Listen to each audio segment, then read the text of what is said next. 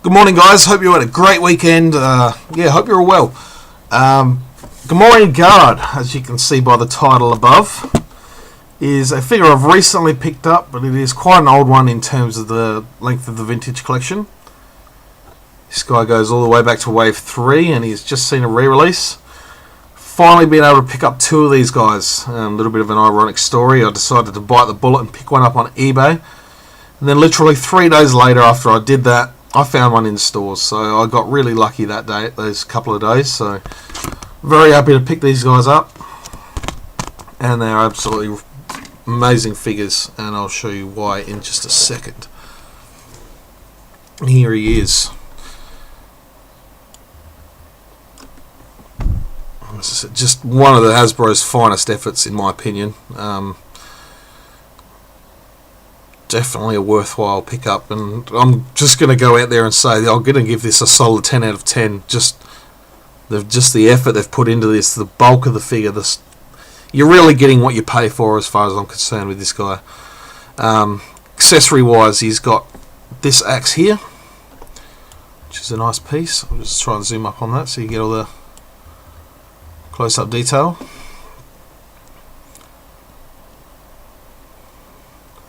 We've got all the nice chips and grooves, and the paintwork is fantastic. Then we get this other axe over here, which is no different, except for the little number 2 there on the handle. It just looks like real steel. It's been worn away and chipped at, and this guy's lopped off a few heads in his time, so very cool piece. Another accessory comes with is his little helmet, which does just pop off. I've got a piece of blue tack on his head there just to sort of hold it on, because it is a loose fit.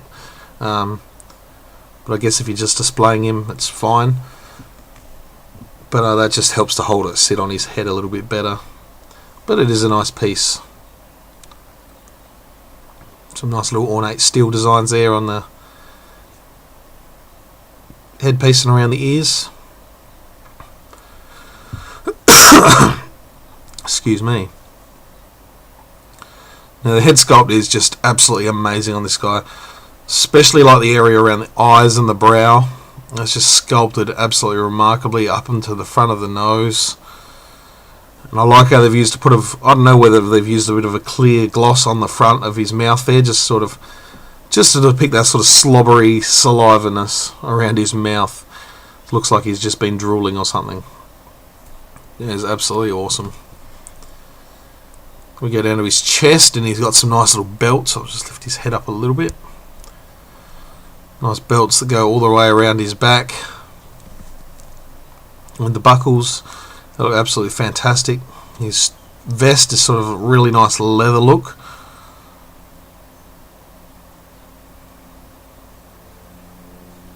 And he's got his shoulder armour there, which has got some nice little ornate designs on it as well.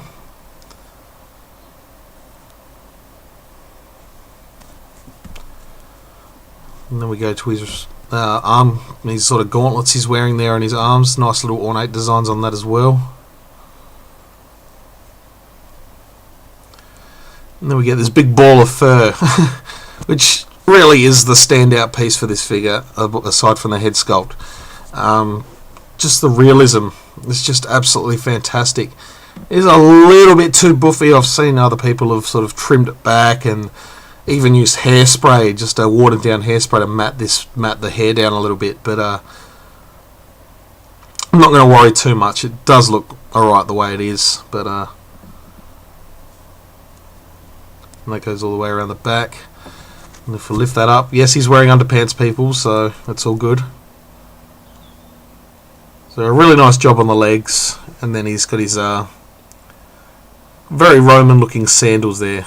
Almost like a gladiator of some sort. It's just an absolutely remarkable figure. Absolutely remarkable. Can't say enough about it. Other accessory comes with, I've got him holding in the hands of my other Gamorrean guard. There's this force pike sort of thing. It's the weapon that they use when Luke enters Jabba's palace, and they sort of cross these over to stop him from going through. And Luke just, quite simply, just force chokes them and pushes them aside. No problems for Luke at all. So that's a really nice looking weapon.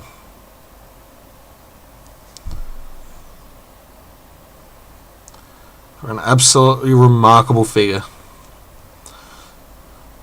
So like I said, it's just an absolutely one of Hasbro's best decisions they've made is to re-release this guy and give us the opportunity to get him. Scalpers just snatched this up the first time, and they were going for like $50 or $60 on eBay, and I just can't afford that. It's really the part that pisses me off about being a collector, is the scalping aspect, and there are people out there just to make a profit.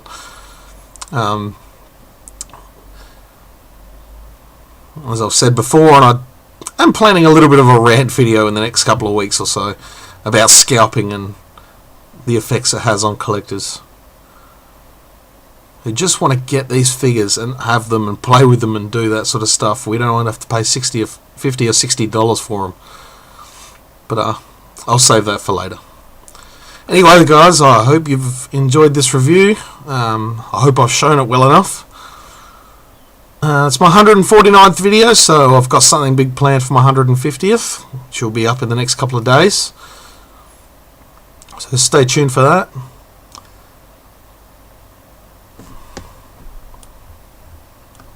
Any comments and feedback below are always appreciated. And yeah, I hope you'll just have a great week, and I'll see you all very soon. So until then, guys, may the force be with you.